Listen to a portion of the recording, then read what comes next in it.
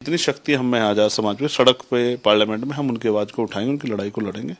वो अकेले नहीं है, और अगर सड़क पे आके आंदोलन करना पड़ा तो हम उनके साथ रहेंगे। अगर लाठी खानी पड़ी तो लाठी भी खाएंगे, लेकिन अपने भाइयों को, बहनों को अकेला नहीं छोड़ेंगे। कुछ दिन पहले, जैसे कल पेपर है, आज पेपर बच्चे पहुंच गए परीक्षा केंद्र, आपने पेपर कैंसिल कर दिया है। तो ये जो चीजें हैं, इनसे बच्चों के अंदर अविश्वास पैदा हो रहा है। निष्पक्ष और पारदर्शी परीक्षा होनी चाहिए। और जैसा मैंने कहा, जो व्यवस्थाएं हैं, चाहे वो तकनीकी रूप से या व्यवहारिक जो व्यवस्थाएं, वो दूर होनी चाहिए। और एक निश्चित समय पर परीक्षा हो यूपीएससी की तर्ज पर, और एक निश्चित समय पर रिजल्ट आए, ये बहुत महत्वपूर्ण है। और सेंटर की जो दूरियां हैं वो कम की जाएं। गरीब परिवारों के बच्चे आगे बढ़ना चाहते हैं, माँ बाप ने पेट काट के, अपनी कर्ज लेके, अपनी जमीनें गिरवी रख के उनको यहाँ पढ़ने के लिए भेजा है। कई कई साल भर्ती नहीं आ रही, और एक एक परीक्षा अगर आ भी गई, भर्ती आ भी गई, तो वो उसमें नियुक्ति में इतनी देरी हो जा रही है कि बच्चा हिम्मत ही तोड़ दे रहा है। तो ये जो अन्याय है, कहते हैं ना कि अगर न्याय में देरी होती है तो वो भी अन्याय होता है। तो ये जो देरी हो रही है, ये बच्चों को मानसिक पीड़ा पहुंचा रही है। और आप देखिए, बड़े पैमाने पर नौजवानों ने पिछले कुछ समय से सुसाइड किया है। कहीं ना कहीं सरकार इसके लिए दोषी है। इसलिए मैंने आदरणीय प्रधानमंत्री जी से और डीओपीटी मिनिस्टर जो हैं उनसे भी, एमएस जो है उनसे भी ये मांग की है कि वो बच्चों से मिले। और मैंने खुद जो एसएससी के चेयरमैन है, उनको लेटर भी लिखा है। आप देखिए, किसी इंस्टीट्यूशन में अगर कोई बच्चा सिलेक्ट होकर जाएगा तो वो कितने बच्चों के लिए नई उम्मीदें पैदा कर देगा। इसलिए टीचरों में भी ये अविश्वास बन गया कि भाई कल हो सकता है कि वो बच्चों को जिस तरह आगे बढ़ाना चाह रहे, आगे बढ़ने की बजाय वो बच्चे पीछे ना चले जाएं। तो इसलिए कल टीचर्स भी उनके साथ कूद गए मैदान में, और फिर उनके साथ किस तरह का लाठीचार्ज हुआ। मैंने अभी अपने 0 आवर लगाया है, एजेंटमेंट मोशन लगाया, उसमें मैंने फिर से ये विषय रखा है, क्योंकि मैं समझता हूँ कि ये सबसे महत्वपूर्ण विषय है।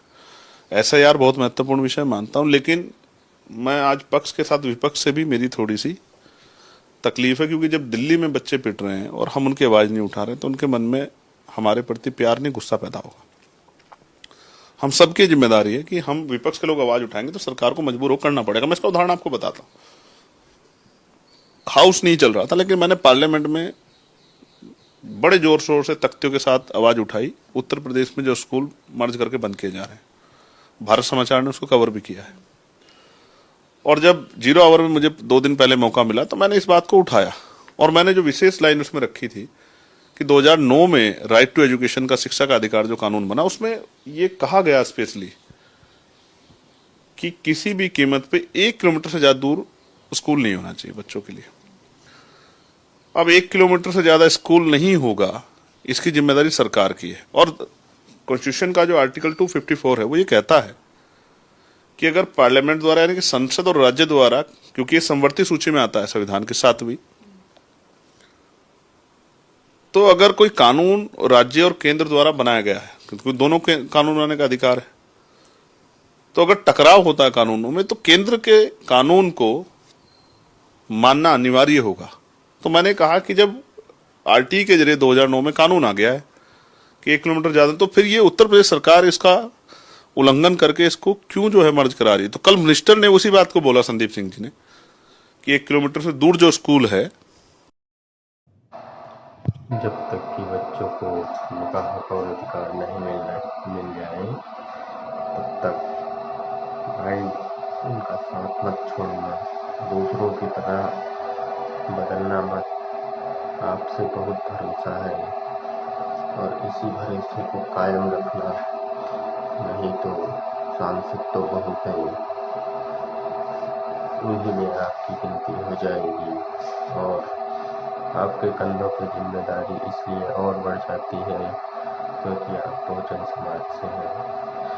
अगर आपने साथ छोड़ा तो लोगों को कहने को मिल जाएगा कि ये तो वहीं से आते हैं जिनकी प्रवृत्ति बदलना है, लेकिन हमारे पुरखे कभी नहीं बदले तो आप कैसे बदल जाएंगे। ये उम्मीद के साथ हम आपसे यह उम्मीद करते हैं और भविष्य में हम आपके साथ हैं, चाहे जैसे धन से, मन से, तन से, हर चीज़ से। ये हमें दिखाना होगा कि हम साथ हैं, एकजुट हैं, एक ताकत